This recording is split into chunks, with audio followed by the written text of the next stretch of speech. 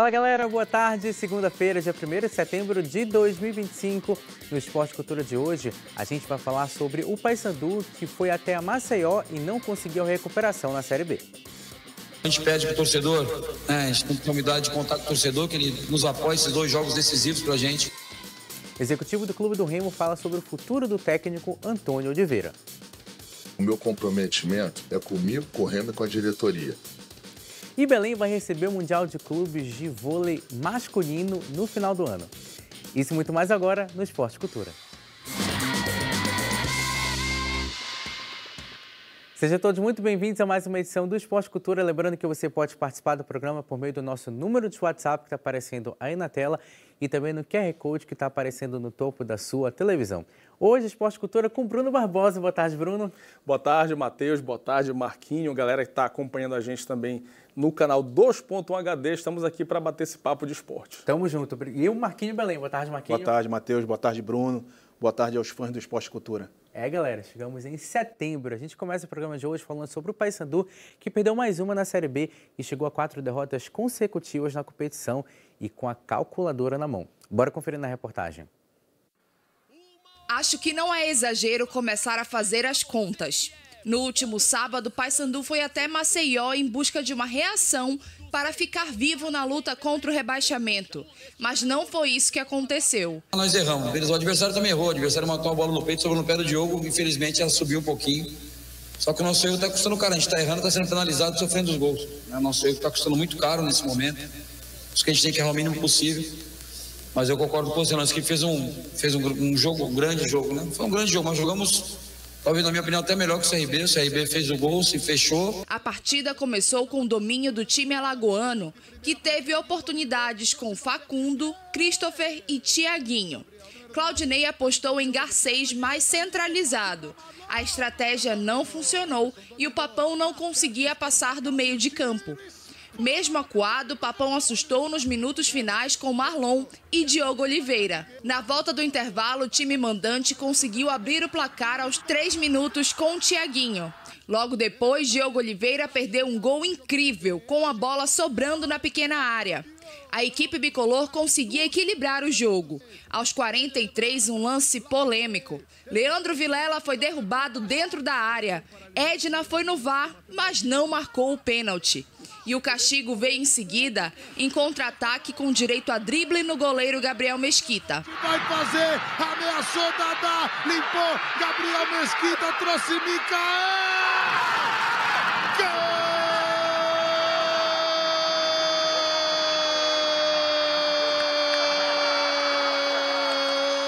Em primeiro lugar é contar com o nosso torcedor. A gente sabe que o torcedor vai passar um domingo terrível, como a gente também, não vai chegar em casa, não dá para sair para almoçar com a família, a gente tem que ficar em casa quietinho ali, a gente não pode nem botar a cara na rua, pelo momento que a gente está enfrentando. Mas o torcedor, quando a gente teve uma reunião com os torcedores lá, onde eles falaram assim, olha, vocês podem até perder, mas se tem que correr, tem que mostrar a entrega, tem que se dedicar. Eu acho que isso não faltou, né? O torcedor pode reclamar do resultado, né? Mas não da falta de empenho, da falta de buscar o resultado o tempo todo. Nos entregamos, fizemos um bom jogo além de só ter corrido. Então a gente pede para o torcedor, a gente tem a humildade de contar com o torcedor, que ele nos apoie esses 2 jogos decisivos para a gente, 2 confrontos diretos. Agora são 7 jogos sem vencer e 4 derrotas seguidas. Para conseguir os 24 pontos necessários, o Paysandu terá que vencer 7 jogos e empatar 3 dos 14 jogos restantes na competição. O Paysandu, que perdeu pela 4ª vez seguida na Série B do Campeonato Brasileiro, e é a pior sequência de jogos sem vitórias do Paysandu no campeonato. O Paysandu passou aqueles 11 jogos sem ganhar no início da Série B, mas não havia perdido 4 vezes seguidas na competição. Dessa vez foi para o CRB, no jogo que, em alguns momentos, o Paysandu competiu bem contra o CRB, mas no segundo tempo o CRB foi mais eficiente, venceu por 2-0 e aumenta a crise no Paysandu, Bruno. Na minha visão, as chances mais claras do jogo foram do Paysandu, né? Chances daquela que você diz assim, para fazer, o Paysandu não conseguiu ter êxito, né? Claro que também essa cobrança, né, que vem acontecendo por parte do torcedor em relação ao desempenho do time, ela é justa, mas no jogo do sábado, né, pelo menos o que a gente viu em campo, o Claudinei fez a parte dele, né, a equipe criou, Faltou ali realmente mais capricho na hora de finalizar, Matheus e Marquinhos. E o pênalti, Marquinho, para ti, foi pênalti ou não? Para mim foi pênalti, né? Porque na interpretação da árbitra, Matheus, ela analisa o lance, faz a leitura do lance como se fosse uma obstrução. A obstrução quando ela não tem a disputa com a bola. Né? O jogador vai dar um chagão, né? O jogador vai dar um drible do corpo, você vai no corpo dele e você esquece a bola. Ok. Mas ali é briga por espaço, ainda mais ali dentro da pequena área. Então, ali não tem como eu calcular onde eu vou colocar o meu pé para tentar segurar a bola. Ali é cada um querendo a bola. E aí o Vilela, ele coloca o pé, mas também sem querer colocar o pé trançado. A intenção dele é de alcançar a bola, de pegar a bola. E aí o zagueiro, né, ele está no movimento de chutar. Mas quem chegou primeiro? Né? Os dois não tocaram na bola, mas quem chegaria primeiro para tocar na bola, para dominar essa bola, para dar um toque nessa bola, seria o Vilela. E para mim, a imprudência não é do Vilela, para mim a imprudência é do zagueiro, entendeu? Que mesmo sem querer você faz falta, mesmo sem querer você leva cartão, e mesmo sem querer, nesse lance, foi pênalti. Ele não querendo chutar, mas acabou chutando porque o Vilela acabou antecipando, né? Mas o Paysandu fez um bom jogo. Eu acho que isso aí, querendo ou não, né, não teve um bom resultado, mas teve um bom desempenho, como o próprio Claudinei falou, né? O Paysandu errou, eles fizeram. Eles erraram, e o Paysandu não fez porque faltou competência para justamente aproveitar, né, as oportunidades, as falhas que o adversário deu. Agora é esquecer, pensar nos dois jogos dentro de casa, o primeiro diante da equipe do Volta Redonda, confronto direto, né, para sair dessa zona de rebaixamento. Dois jogos muito importantes, por isso que o Claudinei pede o apoio da torcida e a gente espera que os jogadores realmente possam estar focados, concentrados e com bom desempenho e resultado para conseguir uma vitória e, quem sabe, sair dessa zona incômoda e não pensar mais em rebaixamento, né? Porque seria realmente muito ruim para o Paysandu e para a torcida principalmente. Um detalhe que mesmo se o Paysandu ganhar esses 2 jogos em Belém, não vai sair da zona de rebaixamento, porque o primeiro time fora da zona é o Botafogo, com 28 pontos, o Paysandu tem 21.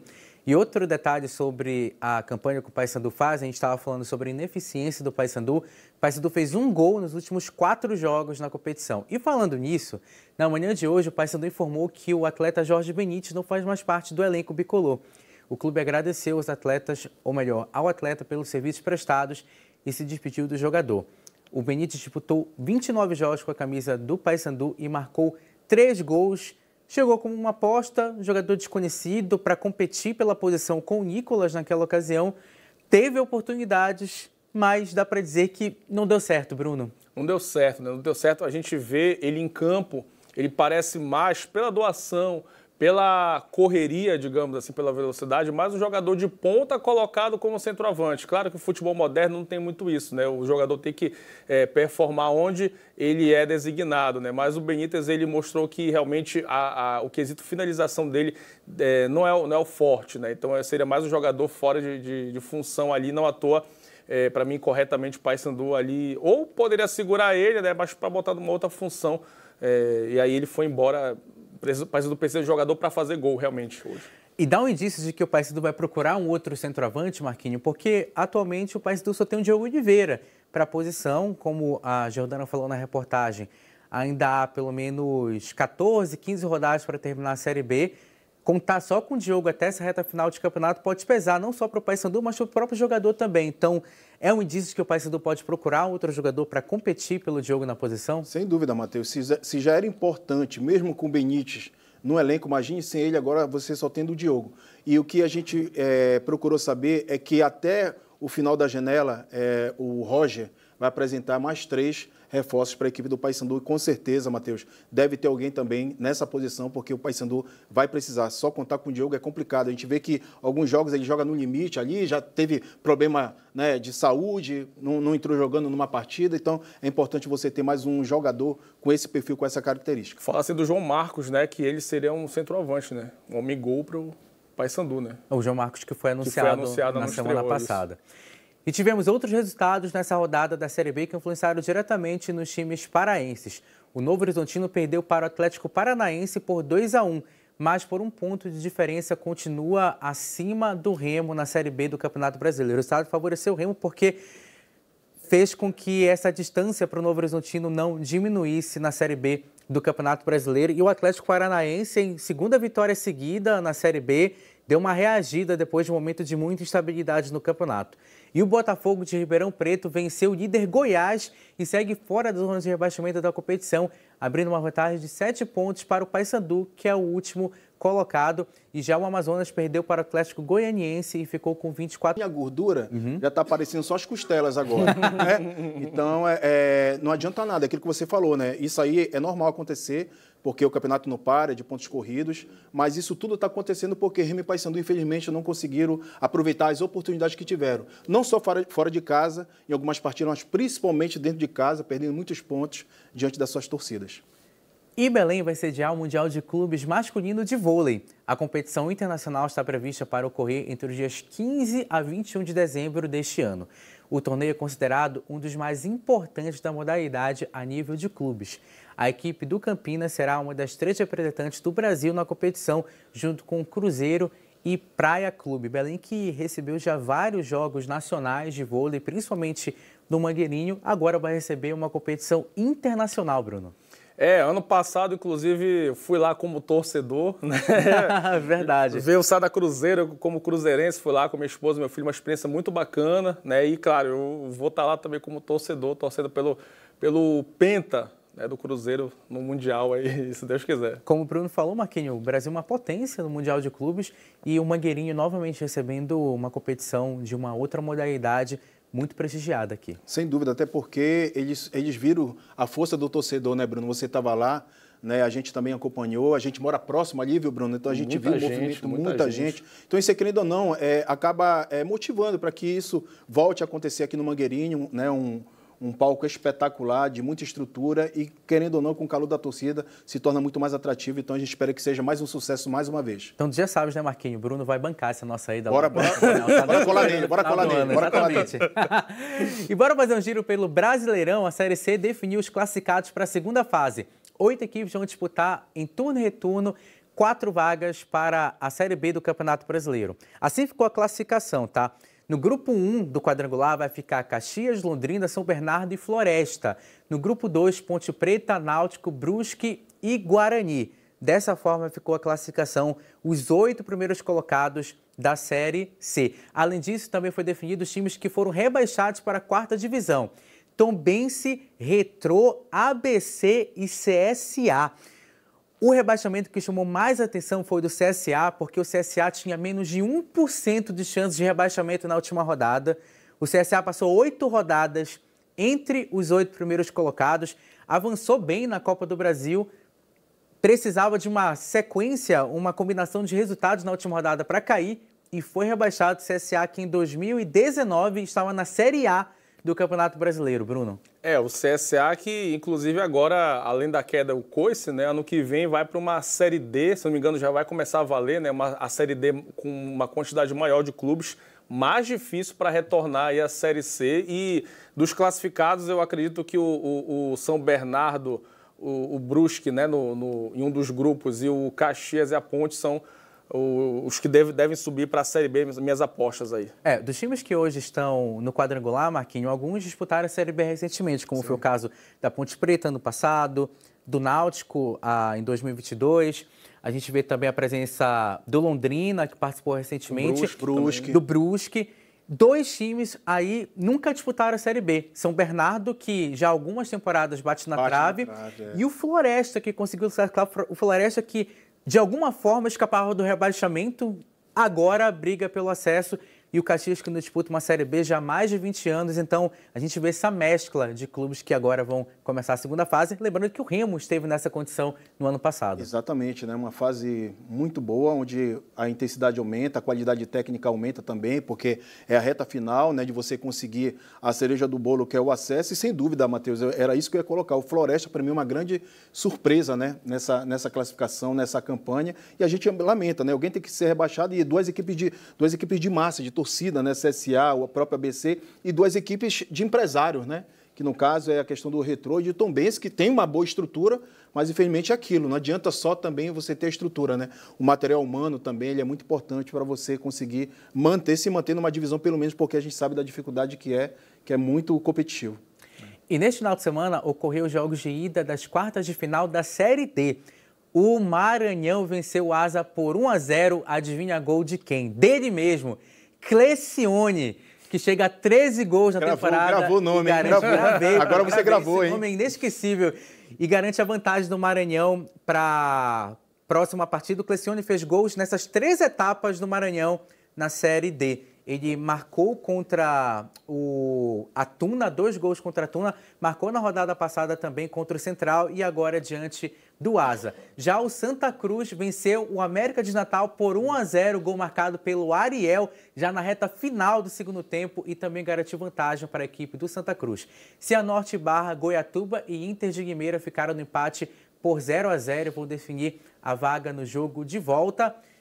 Jogos mais apertados, mais equilibrados, porém Maranhão e Santa Cruz em vantagem nos confrontos, Bruno. E são os jogos da vida, né, de cada um, porque quem vencer, né, quem passar por esse confronto, por essa etapa, essa fase, né, já garante vaga na terceira divisão do ano que vem, né? O Maranhão é uma surpresa, realmente, né? A gente apostou tanto na Tuna aqui, vê que o Maranhão classificou em 4º lugar, né, na sua chave na primeira fase, e para mim é a surpresa junto com o Goiatuba, né, dessa Série D até aqui. E olha, detalhe para o gol do Clecione aí, aos 49 minutos do segundo tempo, já na reta final, o Maranhão em vantagem, como o Bruno falou, era visto com um patinho feio, passou em 4º lugar, foi enfrentar a Tuna, 100% de aproveitamento em casa, passou pela Tuna, passou pela Central e ganhou do Asa, que foi um dos líderes gerais, inclusive, na primeira fase da Série D, e o Santa Cruz, Marquinho. Santa Cruz que sofreu, passou nos pênaltis nessas 2 primeiras fases, agora conseguiu vencer no finalzinho do jogo um outro adversário muito tradicional que é o América de Natal, mas ainda tem jogo. Sem dúvida, né? O Ariel que entrou no lugar do Thiago Galhardo, né? Um jogador que também não vinha atravessando uma ótima fase, o Ariel, mas acabou fazendo esse belo gol aí que dá, né, um empate, né? O Santa Cruz está um empate para subir para a Série C, mas a gente sabe que o jogo vai ser muito difícil, mas importante que, assim como o Santa Cruz, o Maranhão fez seu dever de casa, o meu pai, seu Eustáquio, maranhense, viu, Bruno? Está muito feliz pelo Mac aí de estar, né, passando, atropelando todo mundo nessa fase do mata-mata. Aquilo que eu falo para o Matheus, né? O Mac está mostrando que sabe jogar o mata-mata, né? Porque é um outro campeonato e aí você precisa mudar a sua postura, a sua forma de jogar para você conseguir ir passando de cada mata-mata e aí vamos torcer para o Mac conseguir também essa classificação. E o detalhe, garantindo as classificações em casa. Foi assim contra a Tuna, contra o Central e agora contra o Asa. A seleção brasileira começou a se apresentar na Granja Comari para os compromissos das eliminatórias da Copa do Mundo. O Estevão e o Marquinhos foram os primeiros a chegar. Hoje pela manhã, Alexandro, o zagueiro, Bento, Bruno Guimarães, Lucas Paquetá, Richardson e Wesley também se apresentaram. João Pedro, Fabrício Bruno, Caio Jorge e André chegaram ainda há pouco. E aí esses convocados sofreram algumas alterações. O Samuel Nino, do Flamengo, foi convocado no lugar do Matheus Cunha, que se lesionou. E o Vitinho, jogador do Botafogo, foi convocado no lugar de Wanderson. Então a seleção brasileira se apresentando vai jogar contra o Chile, Bruno, 9h30 da noite, na quinta-feira, o penúltimo jogo das eliminatórias sul-americanas. O detalhe do Vitinho, da base do Cruzeiro, passou ali pela base da Raposa, mas eu conversava antes do programa com o Marquinho, né? Acho não, né? Para mim o Chile vai só figurar aí, realmente o Brasil o Ancelotti vai ajudar o Ancelotti a entender melhor o elenco, vai dar para girar bastante, né? O Brasil vence com tranquilidade, na minha opinião, esse amistoso. De que maneira? Amistoso não, desculpa, jogo oficial, né? Eliminatórias, exatamente. Mas com o Brasil já classificado. Exatamente. Com cara de amistoso, mas oficial, sim. Exatamente. E Marquinhos, de que forma esses 2 próximos jogos vão ser importantes para o Ancelotti e principalmente para esses jogadores que estão tendo as primeiras oportunidades com ele e alguns que vão estrear, inclusive, pela seleção brasileira? Porque, em tese, são 2 jogos que não vão mudar muito o destino do Brasil nas eliminatórias, embora valha para os adversários da seleção brasileira, o Chile e a Bolívia, que buscam, inclusive, uma classificação à Copa do Mundo que não vem há muitos anos. Matheus, é sempre muito importante, né, ter esses jogos aí, o Ancelotti ter esses jogadores, para justamente eles começarem a entender mais ainda, né, sua filosofia de trabalho, né, o modo dele gerir, né, que é muito importante, né? Você sabe que a vaidade ela é muito grande nesse sentido aí, em termos de seleção brasileira. Você pega aí só os popstar, né, dos seus clubes, entendeu? Então, é um treinador que impõe muito respeito e vai poder, né, aproveitar para também fortalecer suas convicções, né, em cima de muitos jogadores que a gente sabe que ele ainda está buscando a conhecer. Ele tem uma bela equipe também aí que faz todo esse monitoramento, mas é importante para ele também conhecer esses jogadores aí, para ele começar já a fortalecer suas convicções e ver realmente quem ele vai poder contar, quem ele vai querer levar para a Copa do Mundo. Final de primeiro tempo aqui no Esporte Cultura. Na volta a gente fala sobre o Clube do Remo e muito mais. Não sai daí.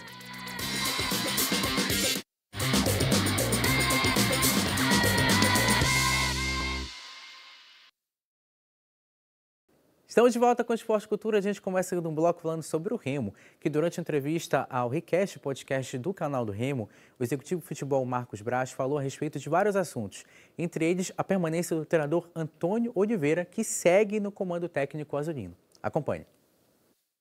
O meu comprometimento é comigo e com o Remo.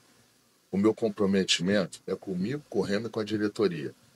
Nada, nenhuma relação, nenhuma possível relação mais forte do que isso aí. Isso é importante até para desmistificar aqueles boatos de amizade, de não sei o quê.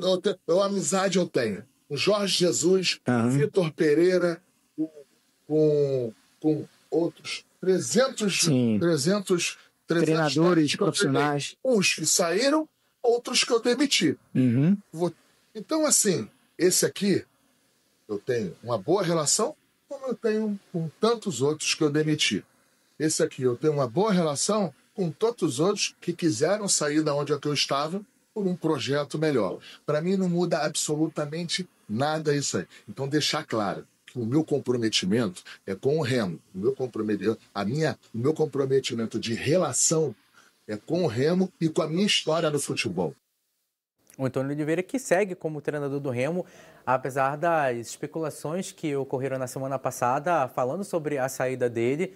Ele comandou o treinamento do Remo na sexta-feira. Durante o final de semana, parte do elenco trabalhou também no Bainão, outra parte teve folga. De qualquer maneira, Marcos Braz bancando a permanência do treinador português, que nas últimas semanas tem recebido ainda mais críticas, principalmente do torcedor azulino. E dá para perceber também que existe uma certa indefinição mesmo entre as pessoas que trabalham hoje dentro do Remo. Mas, ao que tudo indica, o treinador segue muito em função da presença do Braz para defender o trabalho dele. E o Braz explica que é o compromisso dele com o clube. Não tem a ver com uma relação de amizade que ele tem com o treinador português, Bruno. Sim, e em meio a todo esse turbilhão, né, de situações, né, o Remo que também de uma hora para outra anunciou a saída do Matheus Davó, confirmou o João Pedro, atacante português, e tudo isso aí na reta de preparação para o jogo contra o Amazonas, né? A cabeça do Antônio Oliveira, não sei como vai estar para comandar essa equipe, para treinar, para tentar trazer algo de novo, para que o Remo consiga finalmente vencer, né? E vencer o Amazonas agora quinta-feira, né? O detalhe é que o Remo agora vai jogar contra Amazonas e Vila Nova fora de casa. E a gente até falou sobre isso em outros programas. O Remo conseguiu apenas uma vez vitórias seguidas na Série B em 2025. Foi justamente contra esses dois times, o Amazonas e o Vila Nova. Marquinhos, de qualquer forma, chama muito... O quanto chama a tua atenção essa situação envolvendo o Antônio Oliveira? Porque já há mais ou menos umas 2 semanas que existe essa possibilidade que acaba não se concretizando da saída dele. Pois é, Matheus. Ele está sendo muito avaliado, tanto fora como no dia a dia, nos treinamentos, né? Isso aí também ele é muito observado. E tem que entender, Matheus, assim, que ele não montou esse elenco. E tem treinador que, às vezes, tem dificuldade quando ele tem aquela convicção que ele quer aquele esquema para ele. Só que o que eu coloco, Matheus, quando você não monta um elenco, que mesmo que chegue jogadores, são jogadores que foram contratados pelo executivo, pelo aval dele, ok, mas pelo executivo, o que acontece? Você tem que se adaptar aos atletas que você tem e montar um esquema conforme a característica dos jogadores que você tem. Então, na minha opinião, é nisso que o Antônio Oliveira, eu acho que ele está pecando, porque ele tem uma forma de querer jogar, mas ele não tem o material humano para jogar da forma que ele quer, porque não foi ele que montou. Então, eu particularmente, eu gosto de treinador, né, que chega e monta um esquema, monta uma estrutura tática conforme aquilo que ele tem. Entendeu? Se a sua característica é essa, eu vou explorar essa sua característica, entendeu? Se dá para me jogar com 3 zagueiros, eu vou jogar com 3 zagueiros. Então, são essa falta de convicção, são essas situações que a gente até percebe no jogo. A demora, né, às vezes, dele entrar com uma situação, mexer, como foi no último jogo, né, que apesar do Remo ter jogado bem no primeiro tempo, mas a gente quer um time equilibrado. Né? E aquela mexida também que ele dobra a lateral, tendo os jogadores, ele improvisar, isso aí tudo, querendo ou não, o torcedor percebe e a diretoria vai junto também para querer cobrar, né, uma melhor convicção, uma melhor forma de jogar e um bom resultado também, né, da equipe com desempenho. O Remo também oficializou uma contratação. O atacante João Pedro, como o Bruno adiantou, de 28 anos, ele estava no Hanoi do Vietnã, onde marcou 9 gols em 23 partidas na temporada passada. Ele já está à disposição do elenco. Por outro lado, o Remo anunciou a saída do atacante Matheus Davó. Com a camisa azulina, ele marcou 2 gols em 12 partidas. Ele vai para o Maccabi Netanya, de Israel, onde vai assinar um contrato por 3 temporadas. Negociação que gira em torno de 150 mil dólares, o que corresponde a um pouco mais de R$1 milhão. Não ironicamente, o Matheus Davó fez 2 gols com a camisa do Remo no mês dos avós, tá? No mês de julho. Fora isso, acaba sendo negociado com o futebol exterior, mas o atacante do Remo que é vendido traz o João Pedro, que foi artilheiro, inclusive, lá pelo time dele no Campeonato do Vietnã. Mudanças no setor ofensivo que hoje é o que causa mais questionamentos entre os torcedores do Remo, até porque é um time que cria muitas oportunidades, mas não consegue transformá-las em gol, Bruno. Não consegue, entre eles o Davó, que desde o início da carreira nunca foi um cara camisa 9 ali, né? Foi colocado, como o Marquinhos falou, né? A questão do elenco que o Remo também possui, né? O único 9 que o Remo tinha, né, era o Ítalo, que foi embora já faz um tempo. Até o Adailton se saía por ali, e aí ultimamente vinha sendo improvisado o Davó. Falam também que esse dinheiro do Davó para ajudar a pagar ali a rescisão do Antônio Oliveira, mas também o pessoal tem que lembrar que o João Pedro não vem de graça, então tem que também pagar o salário do João Pedro, né? Vamos esperar aí que ele desencante também com o Remo. Hein? O Remo que não teve um camisa 9 legítimo, digamos assim, na temporada 2025. Tentou com o Felipe Viseu, não funcionou. O Adailton jogou algumas vezes também nessa função, não deu certo. O Matheus Davó agora também na Série B não engrenou da forma como se imaginava. Vai tentar mais uma vez agora com o João Pedro, embora o Pedro Rocha tenha sido, digamos assim, esse jogador responsável pelos gols importantes do Remo, principalmente na Série B, Marquinhos. Pois é, mas é incrível como esses jogadores, mesmo com números baixos, eles saem daqui valorizados, né? Sim. Porque, querendo ou não, é Série B, é Remo. Isso é muita vitrine, né? Isso é um atrativo, é um trampolim. Então, para você ver, jogador Ítalo saiu, Adailton saiu, Viseu saiu, Davó, né, tá saindo também, enfim. Então, não fizeram boas temporadas aqui, mas foram valorizados, saíram. Agora tem o João Pedro aí, né? Tem o Edu também, que é outro que já estreou com a camisa do Clube do Remo. Esperamos que esses 2 jogadores aí possam suprir essa necessidade, né, desse 9, desse jogador centralizado ali que a gente não vê acontecer, só não pelas beiradas, como você citou, o Pedro Rocha. Agora, imagina se o Remo conseguir achar esse atacante, quanto ele vai se valorizar. Se os que não conseguiram engrenar se valorizaram e conseguiram ser negociados, imagina o que conseguir funcionar no ataque do Remo. E a Bia Haddad segue com 100% de aproveitamento em Open. Bruno, obrigado pela participação no Esporte Cultura. Obrigado, Marquinhos de Belém. Apito final aqui no Esporte Cultura. A gente volta amanhã no mesmo horário e canal. Você fica agora com Sem Censura Pará. Tchau.